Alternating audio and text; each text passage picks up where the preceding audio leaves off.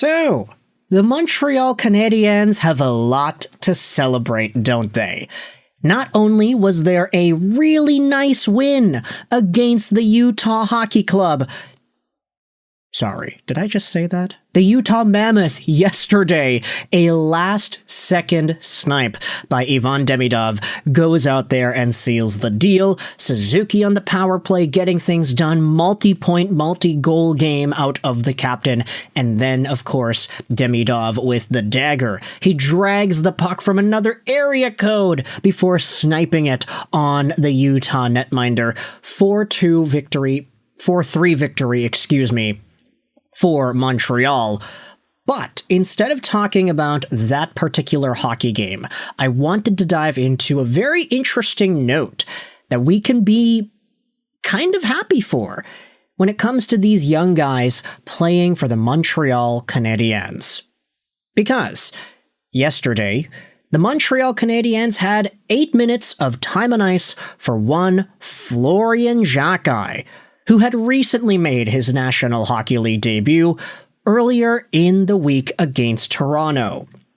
He had himself an assist in the 9 minutes and 48 seconds of ice time he had, and he also dropped the mitts, so, yeah, good going, Florian. That is almost exactly what we expect out of you, which maybe isn't a good thing to say about a guy who's playing his first National Hockey League game, but come on, like, if it was any other player, you wouldn't say, oh yeah, we expect him to fight in his first game and set the tone. It's Florian Xhekaj. He's got it. And he is at half a point a game, so obviously this is a pretty good first showing for Florian. He didn't do too much in the game against Utah, but that's okay. He had a shot, he had 13 shifts, he had 8 minutes, it's okay, right? But I wanted to illuminate an earlier conversation that was brought up by Elliotte Friedman in regards to that specific Florian Xhekaj, and how he might not have been a Montreal Canadien had the Habs not gotten this info. This was posted on the Montreal Canadiens subreddit by GoHabsGo31. I'll read this out for you here. Elliotte Friedman reports that back in 2023, the Florida Panthers loved Florian Xhekaj before the Habs eventually selected him. Oh boy. Let's read this here. It was special watching Arbor and Florian Xhekaj make their NHL double debut last Saturday. Florida loved Florian heading into that 2023 draft, meeting with him multiple times in the lead-up. That included the night before the draft, apparently targeting him anywhere between the 3rd and 6th rounds, I believe. Montreal found out. They got him in the 4th round, 101st overall. Now, this is the fun part of the video, where we can dive into just the status quo of how things went in that 2023 NHL Entry Draft, and just try to predict where things were. Now, this isn't going to be too encapsulating of every single event and thought that might have happened in that 2023 draft, but there is a good enough framework that we can build off of. So this is Florian Xhekaj, his profile as a Montreal Canadien, 21-year-old, 4th-round pick back from 2023, which, yeah, by the way, the fact that a 21-year-old 4th-round pick from 2 seasons ago is playing in the National Hockey League, that's already good enough. Never mind the fact that he's a Florian, or not a Florian, he is a Xhekaj. He is related to one of the most brutal and fun-to-watch Canadiens guys of the past few years, at least when he's not taking dumb penalties and not being a total pylon. Okay, let's just not talk about that. But he was taken in 2023, and if we go over to that 2023 draft, of course, we recognize that 2023 was the year that Florida lost in the Stanley Cup Finals. They lost to Vegas, they then won the next year in 2024, and then they won again in 2025.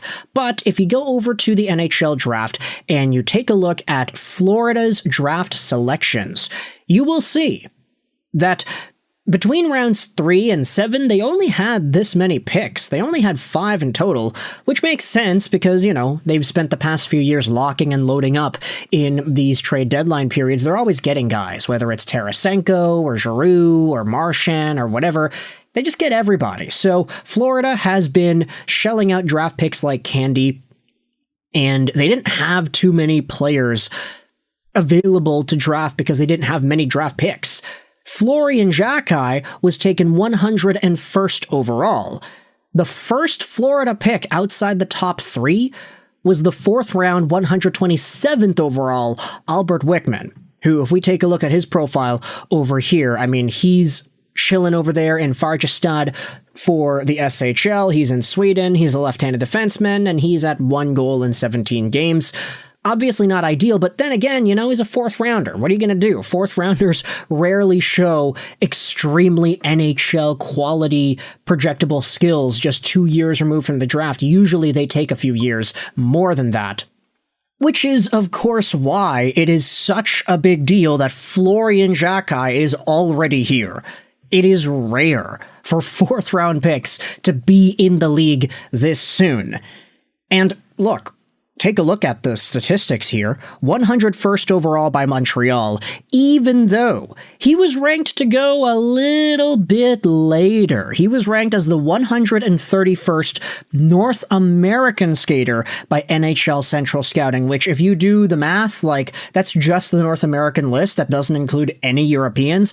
That would roughly be maybe in the late 100s to early 200s range. There was doubt as to whether or not Florian Xhekaj would even get taken in the draft.